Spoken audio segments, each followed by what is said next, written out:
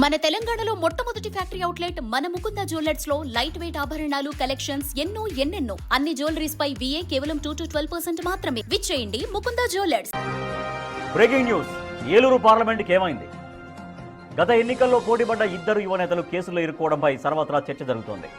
2024 ఎన్నికల్లో కూటమి అభ్యర్థి పుట్టా మహేష్, వైసీపీ అభ్యర్థి కారుమూరి సునీల్ హోరాహోరీగా పోటీపడ్డారు. ఎన్నికల్లో గెలిచిన ఏలూరు ఎంపీ పుట్టా మహేష్ పై డ్రగ్స్ ఆరోపణలు రాగా ఓడిన ఎంపీ అభ్యర్థి సునీల్ లిక్కర్ రవాణా ఆరోపణలతో అరెస్ట్ అయి రిమాండ్లో ఉన్నాడు.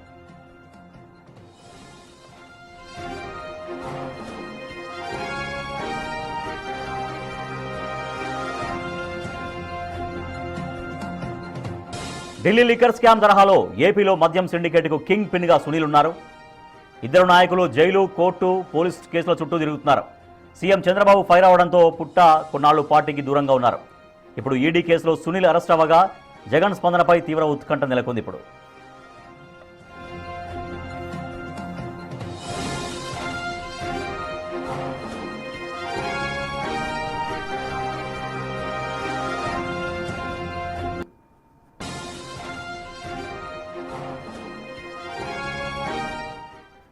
ఏలూరు ఎంపీ పుట్టా మహేష్ కేసుల్లో ఉన్నారు. డ్రగ్స్ కేసులో ఏలూరు ఎంపీగా ఓడిపోయిన సునీల్ కూడా ఇప్పుడు ఆ లిక్కర్ కేసులో ఆయన ఉన్నారు. సో ఇద్దరు నాయకులు, ప్రజలకు ఒకరు అధికారంలో ఉండి ఒకరు ప్రతిపక్షంలో ఉండి ప్రజా సమస్యలపై పోరాడాల్సినటువంటి ఇద్దరు నాయకులు కూడా కోర్టుల చుట్టూ, కేసుల చుట్టూ, పోలీస్ స్టేషన్ల చుట్టూ తిరగడంతో ఏలూరు ప్రజలు తీవ్రంగా ఉత్కంఠ నెలకొంది. ఏం జరుగుతుంది రాజకీయాల్లో అంటూ తీవ్ర ఉత్కంఠ మనకు రాజకీయ వర్గాలు కనిపిస్తోంది. మా ప్రతినిధి సాగర్ మరింత సమాచారం అందిస్తారు.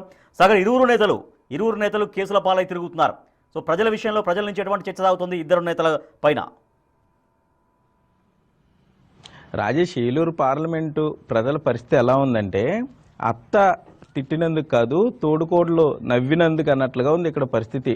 ఏలూరు పార్లమెంట్లో గత ఎన్నికల్లో పోటీ చేసిన ఇద్దరు అభ్యర్థులు, ప్రస్తుత ఎంపీ లేకపోతే ఓడిపోయిన అభ్యర్థి కారుమూరి సునీల్ కేసుల్లో ఇరుక్కోవడం చూస్తుంటే దేశవ్యాప్తంగా ఇది ఒక చర్చకు దారితీసి, ఏలూరు పార్లమెంట్ అంటే రాజేష్ ఎంతో మహామహులు ఇక్కడ ఎంపీలుగా చేశారు.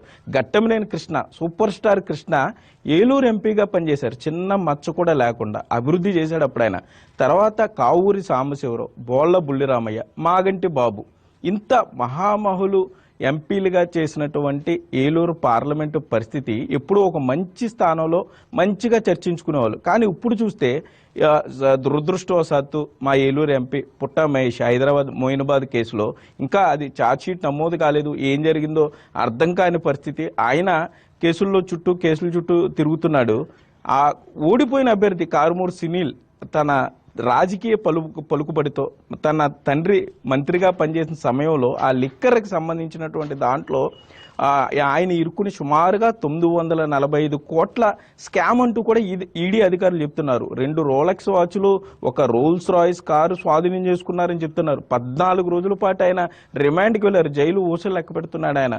ఇద్దరు కూడా యువనేతలే, చాలా యాక్టివ్గా ఉంటారు. ప్రజల్లోకి వస్తే చాలా బాగా మాట్లాడతారు. సమస్యల మీద స్పందించే విధానం బాగుంటుంది. కానీ పరిస్థితులు కలిసి రాలేదా, లేకపోతే నిజంగా ఇవన్నీ ఒక రాజకీయ ఉచ్చా అనే చర్చ అయితే ఇక్కడ జరుగుతుంది. ప్రస్తుతం ఎక్కడ చూసినా కూడా కారుమూరి వైసీపీ ఎంపీ అభ్యర్థిగా పోటీ చేసినటువంటి కారుమూరి సునీల్ గురించి, ఆయన తండ్రి మాజీ మంత్రి కారుమూరి నాగేశ్వరరావు, ఇద్దరు నేతలు కేసుల్లో మాజీ కోట్ల చుట్టూ తిరగడం, ఇద్దరు ప్రజల్లో పల్చన అయిపోయారు. సో ఎటువంటి ఎటువంటి నాయకులు ఉండాలి అని ప్రజలు కోరుకుంటున్నారు? అసలు ఏలూరులో ఇటువంటి నాయకులు ఎవరు కోరుకోరు సహజంగా? రాజేష్, పల్సన్ అయిపోవడం కాదు అసలు. కనీసం ఏలూరు పార్లమెంట్ అంతా కూడా మొన్నటి వరకు ఏమో పుట్టా మహేష్ ఇబ్బంది జరిగినప్పుడు వైసీపీ కానీ ఇతర పార్టీలు కానీ అసలు సోషల్ మీడియాలో హడలెత్తించారు. అసలు అధికార పార్టీ ఎంపీ నో డ్రగ్స్ స్టేట్ని ఎలా చేశారు. ఇప్పుడు కూటమి నేతలంతా కూడా కారుమూరి సునీల్ని టార్గెట్ చేస్తూ వాళ్ళు సోషల్ మీడియాలో హోరెత్తిస్తున్నారు. అంటే ఒక పొలిటికల్ ఆట అయిపోతుంది ఇది. మీరు తప్పు చేశారు, మేము తప్పు చేశారు, లేదా మీరు మా తప్పు మాట్లాడద్దు, మేము మీ తప్పు మాట్లాడడం, లేకపోతే దొంగలు ఊర్లు పంచుకుంటున్నారన్న సామెతలు. ఇట్లా చెట్టు కింద కూర్చుని ఖాళీగా ఉన్న వాళ్ళందరూ కూడా చర్చ ఇదే నడుస్తుంది. మాజీ మంత్రి కారుమూరిని కూడా అరెస్ట్ చేస్తారు, వారికి నోటీసులు ఇచ్చారు అనే చర్చ అయితే ఇక్కడ ఎక్కువగా నడుస్తుందని చెప్పుకోవచ్చు. Thank you Sagar.